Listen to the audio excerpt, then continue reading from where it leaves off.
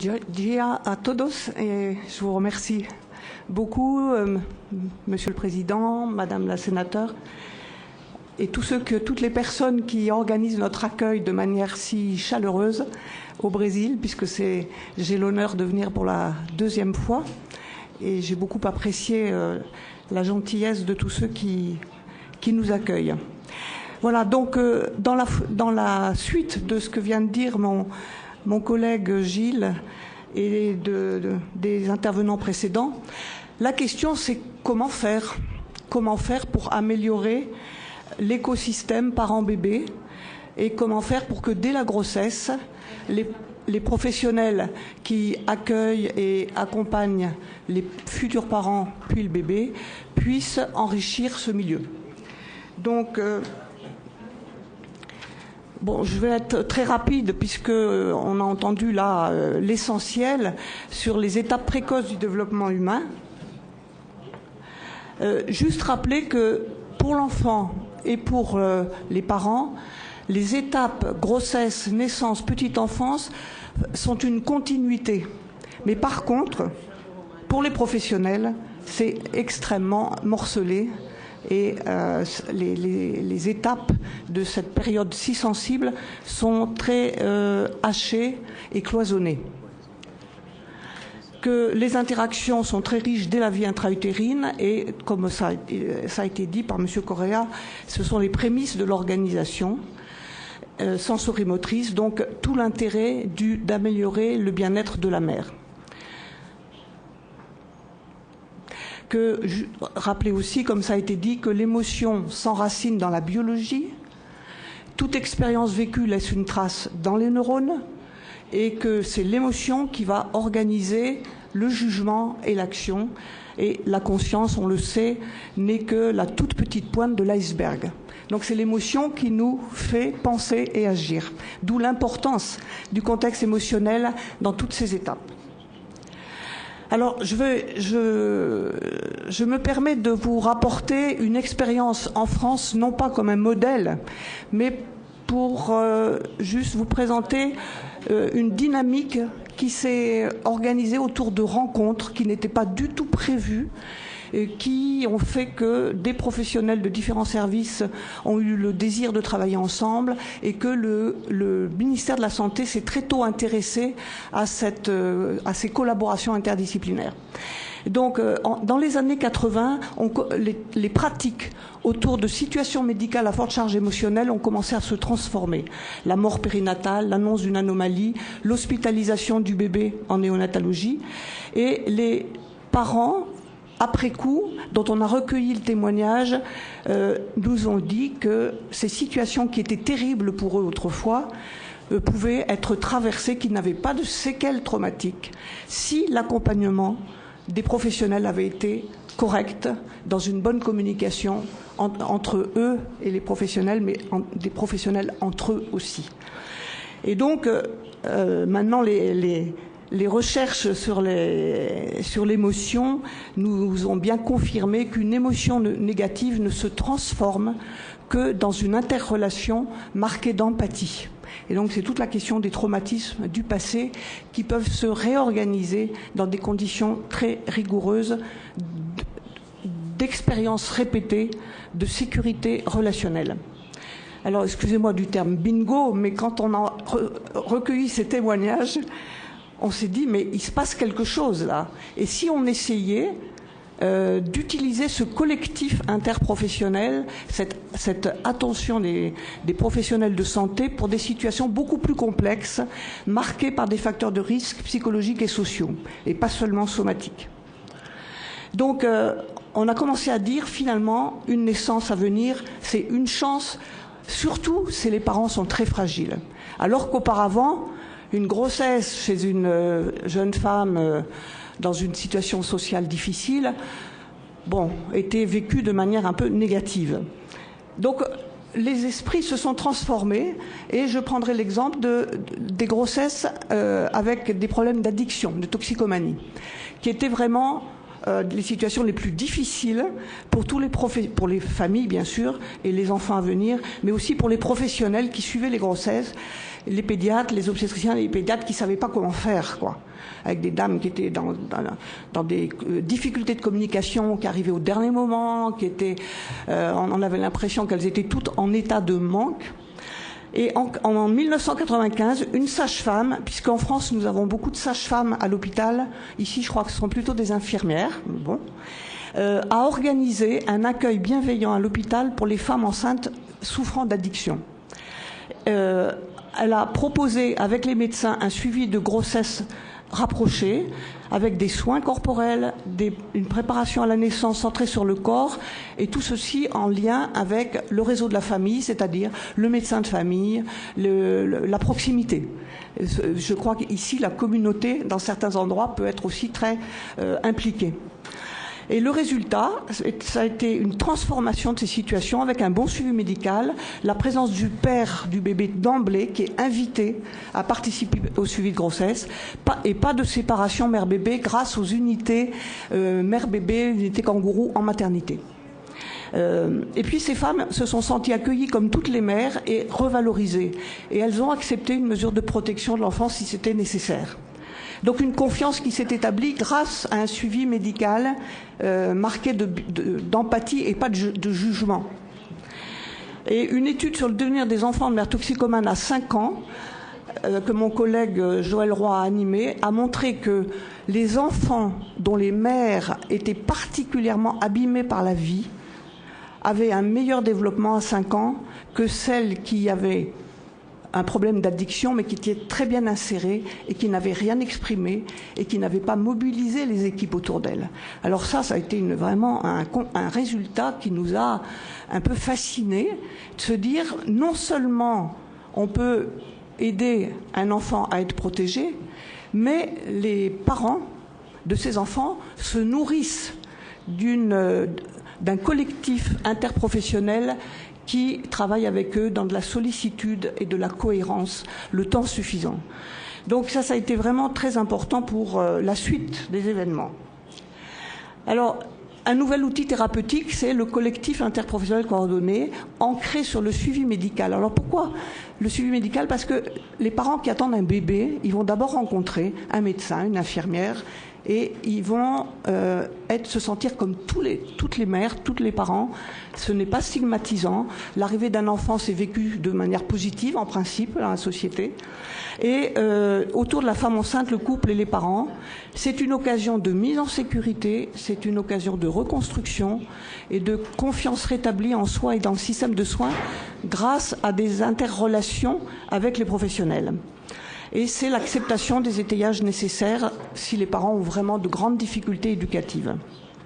Et beaucoup de mères ont exprimé, qui ont des problèmes d'alcool, qui ont des problèmes de drogue sévères, j'accepte des soins pour mon enfant, mais je n'aurais jamais demandé de soins pour moi-même. Donc, quelle formation, puisque c'est le sujet qui m'a été proposé, quelle formation pour les professionnels pour diffuser et améliorer cette qualité de l'environnement, de l'écosystème, finalement, on pourrait dire, autour de la femme enceinte, des futurs parents et du bébé. Bon, je passe vite. Il s'agit, au fond, d'intégrer l'ensemble des composantes de santé dans le suivi périnatal. Donc, respecter la demande et la physiologie des femmes, associer le futur père et prendre en compte les facteurs d'insécurité et offrir les réponses adéquates aux parents au fur et à mesure qu'ils expriment leurs besoins, qu'ils osent exprimer leurs besoins, parce que ce n'est pas facile de dire les angoisses, les peurs, les traumatismes du passé.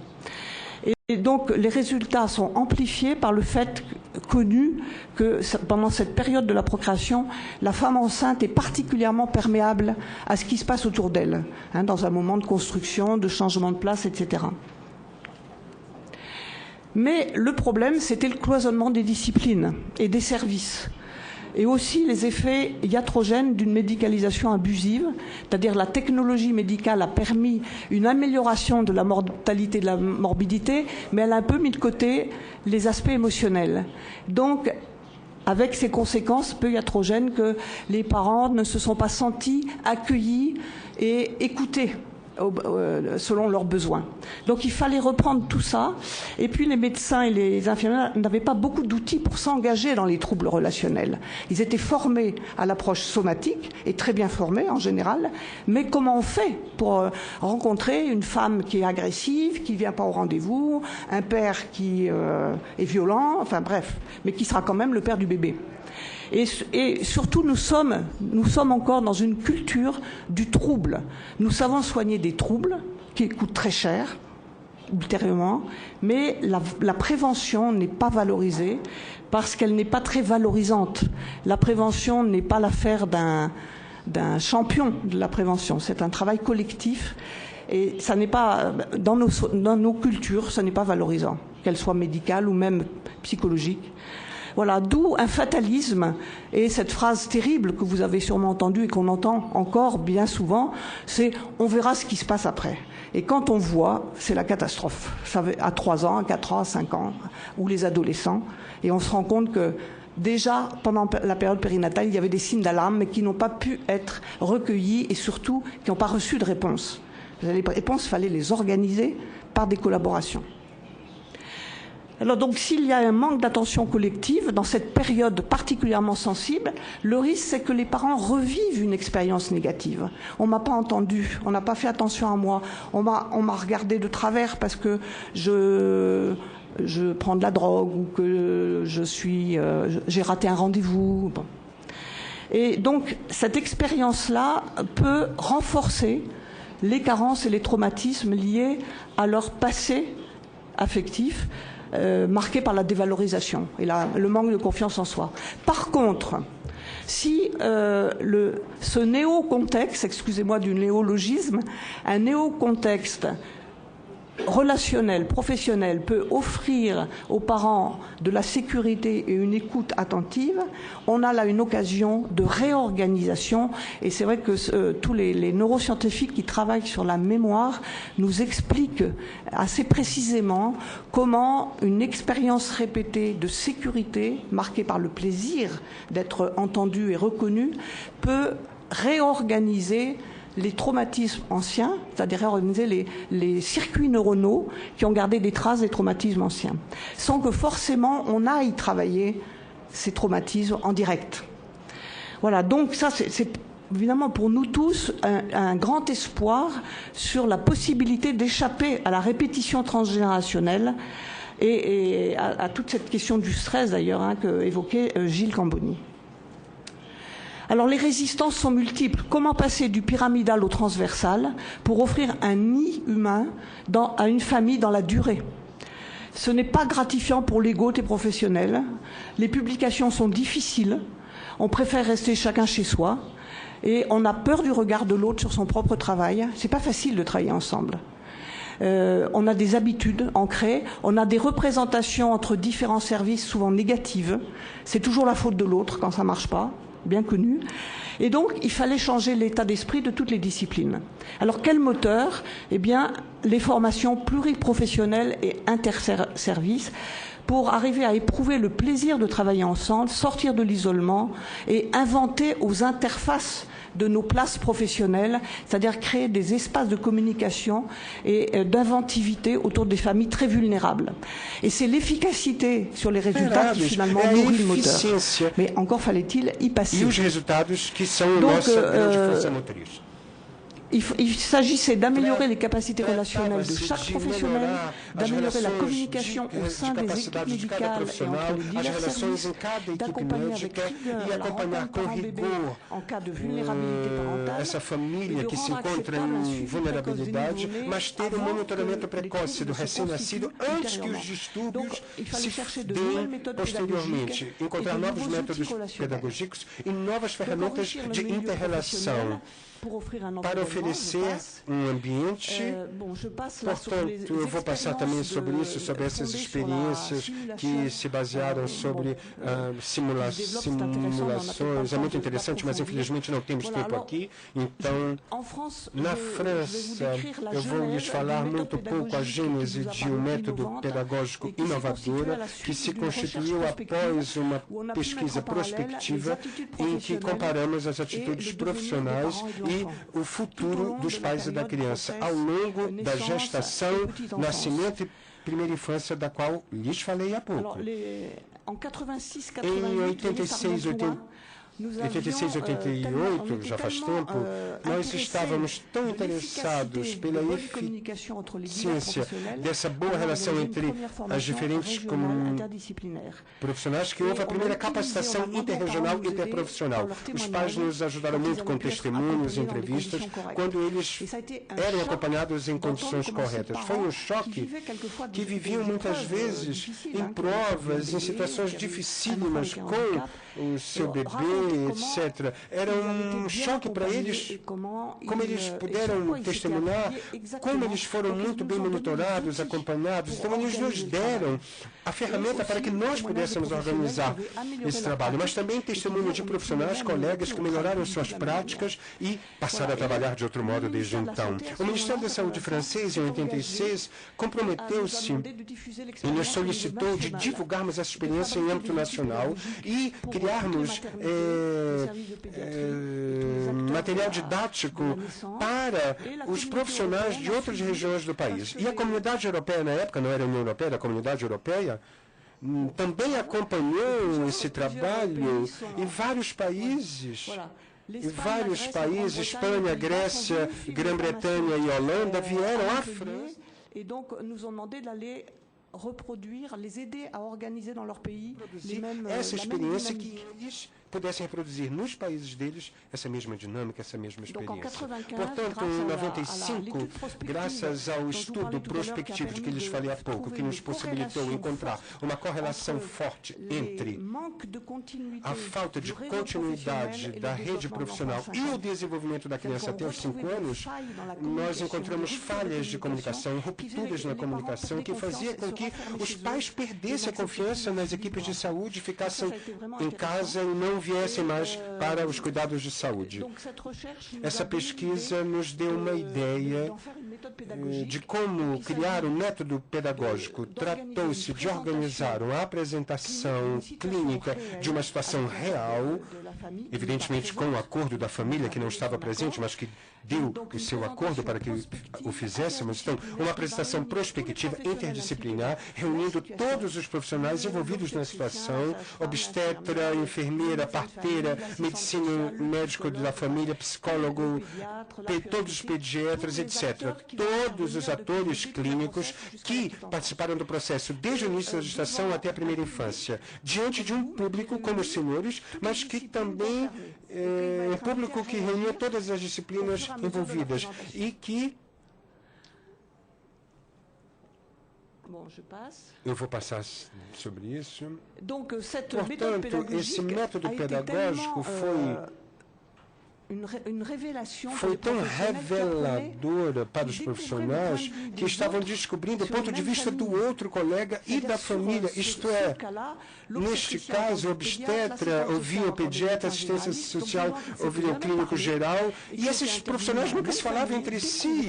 Então, eles estavam se descobrindo, cada um, o ponto de vista do outro. Todos diziam, mas isso faz com que nós fiquemos mais inteligentes.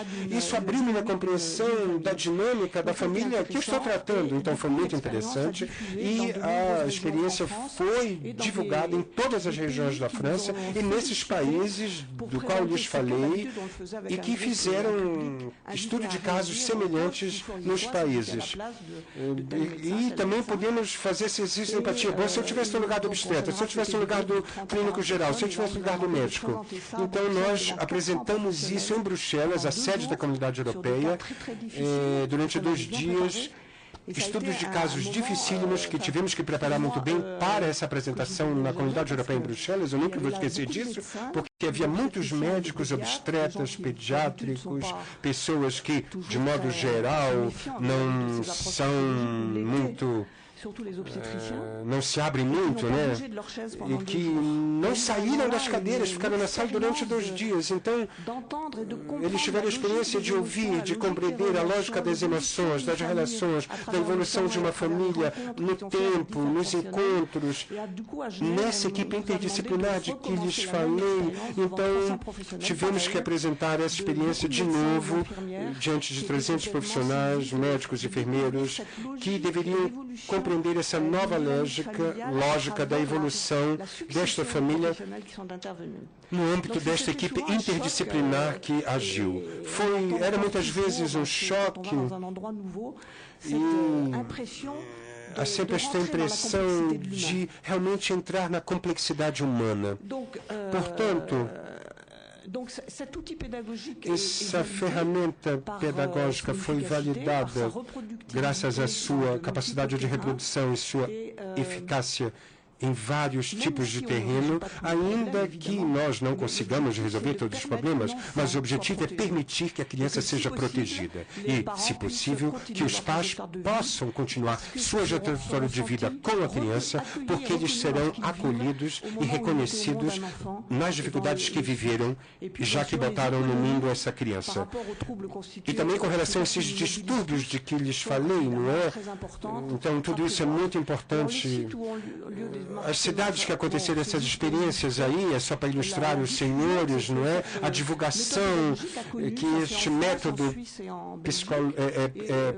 pedagógico aconteceu, e também no âmbito internacional, fora a Europa, levamos trabalhar com todos esses países, e foi muito importante para nós também, porque nós nos demos conta de que também não importa qual seja o contexto do sistema de saúde, a questão é como os profissionais de saúde podem estabelecer a comunicação entre si para oferecer aos pais um ambiente humanizado, frutífero, para que os pais possam se reconstruir dos traumas e distúrbios do passado e ter confiança no sistema de saúde, e não ficar em seu canto, em casa, como era o caso antigamente. O Ministério da Saúde nos solicitou que redigíssemos referências bibliográficas para uma divulgação, e isso aí nós criamos o plano de perinatalidade que foi publicado em 2015, assim como dizia respeito à segurança psicossomática. Isto é, porque o Ministério comprometeu-se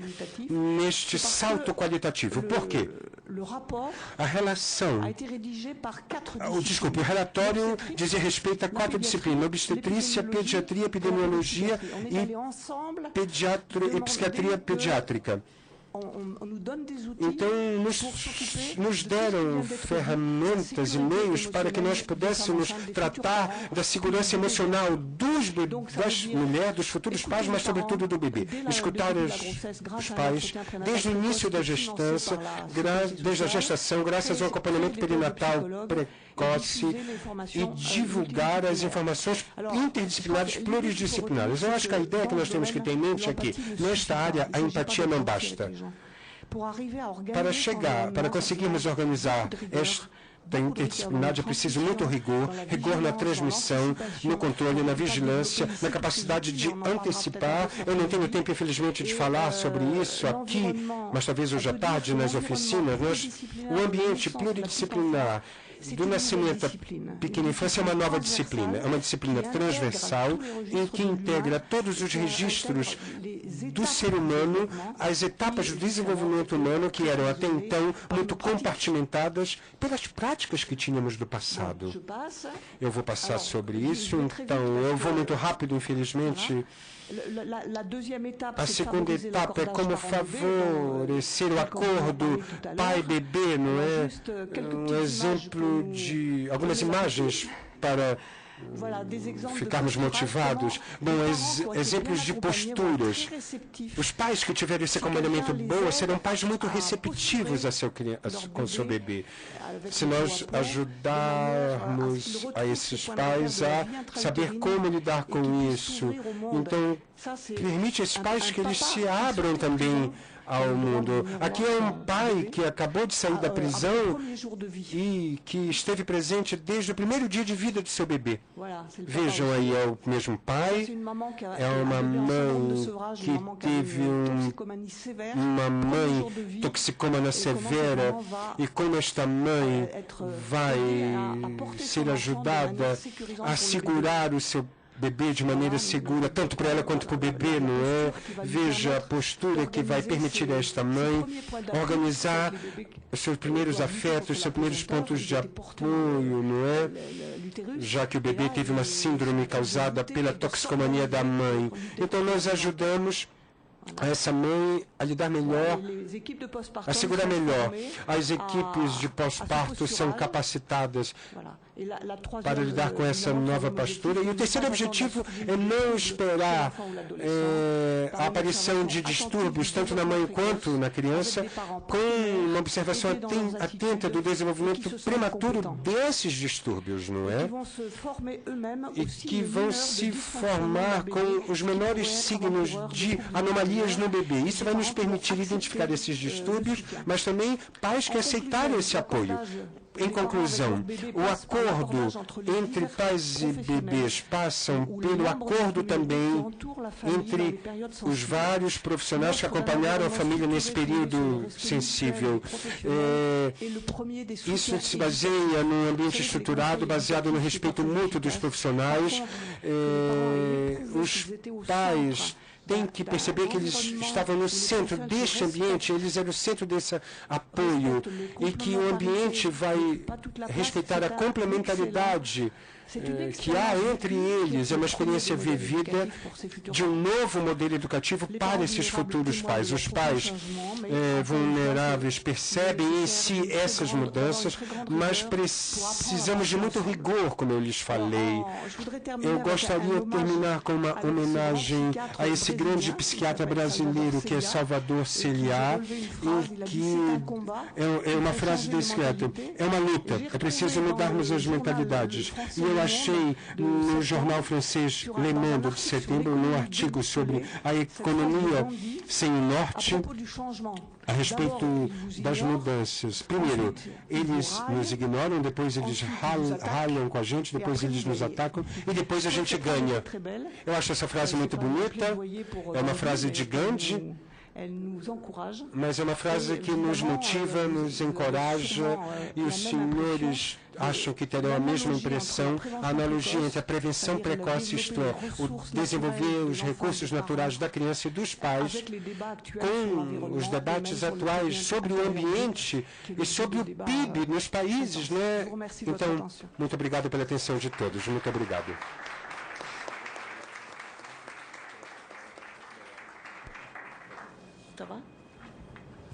Agradecemos a presença de todos e agora vamos passar a palavra para as considerações finais para a doutora Maria Regina Maluf.